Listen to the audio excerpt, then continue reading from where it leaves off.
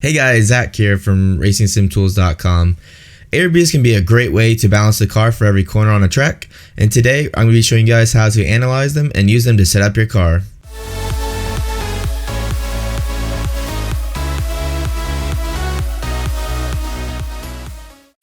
With modern day race cars today, there's quite a few different suspension designs. However, all of them share one common goal, and that is to minimize contact patch variation. And all contact patch variation means is that they're trying to keep the load on the tires as consistent as possible. This way the driver can drive the car to its limits and do so in a consistent and repeatable manner. Most suspension designs for race cars use what's called an independent suspension. And all this means is that the wheels in each corner can move independently of one another. So each tire will have a spring, dampener, and they all can move into compression or rebound independent of one another. And that allows us to have a lot better characteristics when we're riding over curbs.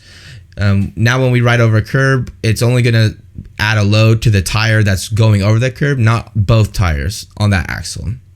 However, there is a huge disadvantage. Because now that both tires are independent of one another, they're not coupled, the chassis is free to rotate.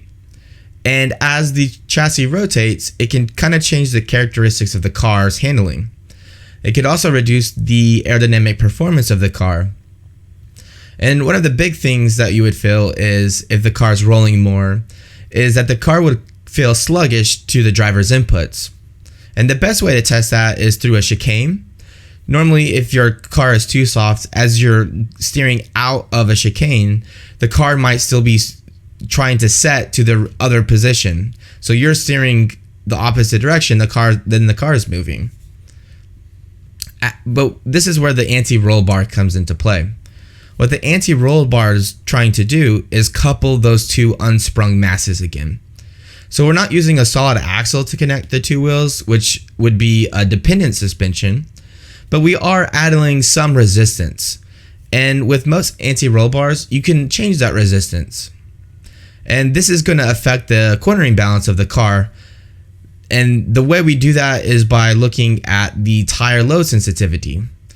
I did a blog post on this on our website at Racing Sim Tools, and I would highly recommend checking it out. I'll put the link in the description down below. But all tire load sensitivity means is as you increase the amount of normal load or vertical load on a tire, it's not going to increase in lateral load capabilities at the same rate. So you kind of get a diminishing return on how much force you can put on to how much lateral force you can get out of a tire. Another important concept that anti-roll bars affect is what's called a lateral stiffness distribution. So a car will roll around its axis due to the chassis' center of gravity and the distance between its roll center.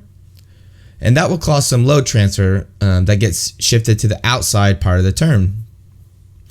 And the total amount of lateral load transfer, we can't really adjust. You adjust that with the design of the car by trying to lower its center of gravity and a few other things.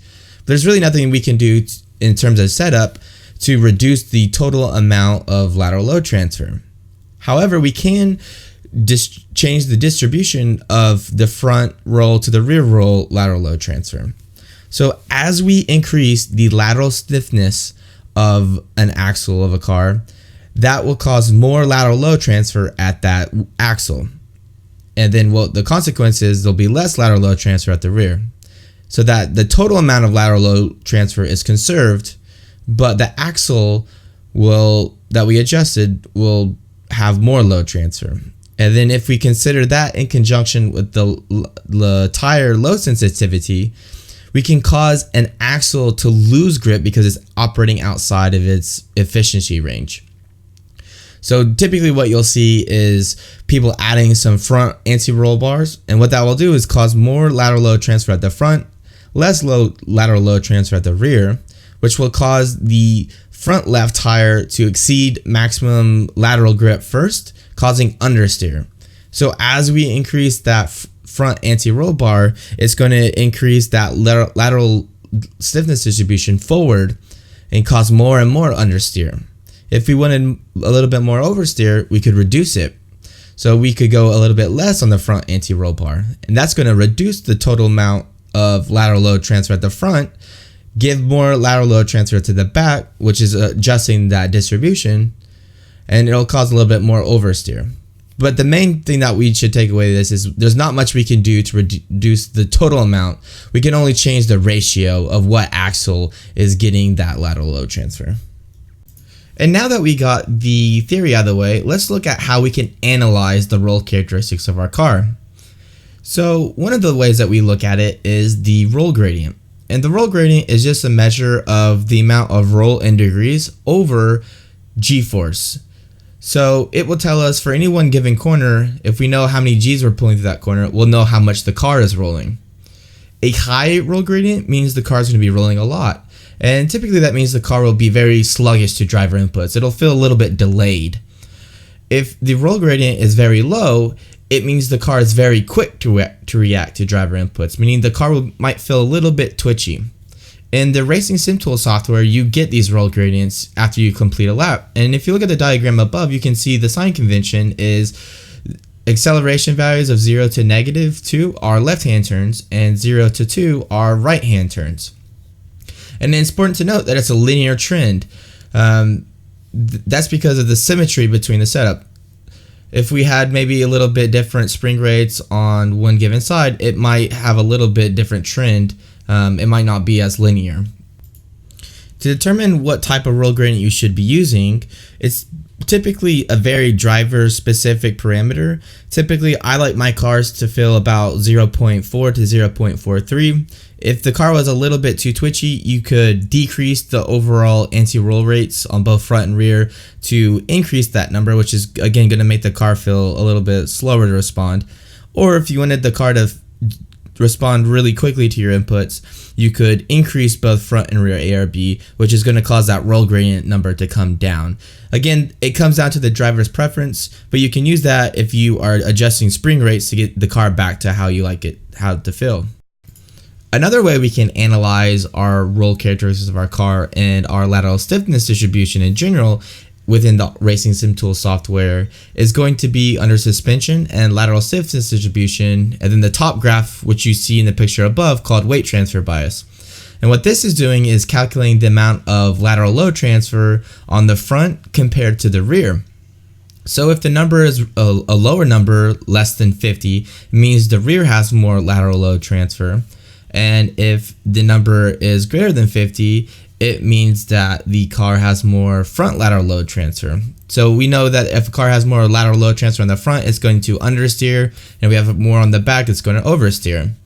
So this graph is again taking that ratio. So for this graph that you see now, I actually put 2 clicks of rear anti-roll bar with very balanced springs, and you can see that the lateral stiffness distribution is right around somewhere between 40 and 50. So this car has more lateral load transfer on the rear, which means it's going to oversteer. So for this graph, I reduced the rear anti-roll bar from the last example and then just added a click or two of front anti-roll bar. And because my springs were fairly balanced, you can see it brought it right along that 50% line, which means the car is going to feel very balanced. It means the lateral load transfer in the front is equal to the rear, which means because of the tire sensitivity that both axles are going to have approximately the same amount of grip. So this is ultimately what you're shooting for. If you needed a little bit more understeer, you could add another click of front anti-roll bar, and it again would shift this line up to maybe a little bit higher, more into the 55 range. But for me, this car feels really good. And for this last example, I went a little bit further by increasing the front anti-roll bar, and I increased it another 2 clicks, and you can see how that shifted that lateral weight transfer bias even farther forward. So you can see now that my front has even more lateral load transfer, it shifted it up, which means my front's going to have less grip than the rear, which means the car's going to understeer. And I definitely felt that when I was doing this lap. The car definitely had a tendency to understeer. Well, that's going to end this video, guys. Thanks for tuning in. And remember, anti-roll bars are a really good tool when you're trying to fine-tune the corner balance of a car. And it's usually my go-to setup adjustment to make whenever I'm feeling a little bit of understeer or a little bit of oversteer. If you guys haven't checked out the blog on our website, I will highly recommend go checking that out. I will have the link in the description down below. Again, this is video 3 in this Racing Sim Tools Tuning 101 video series. We're going to be having a lot more videos coming up, so be sure to subscribe to the channel. That way you get notifications. But that's going to be it, guys. I hope you have a good day, and I will catch you guys later.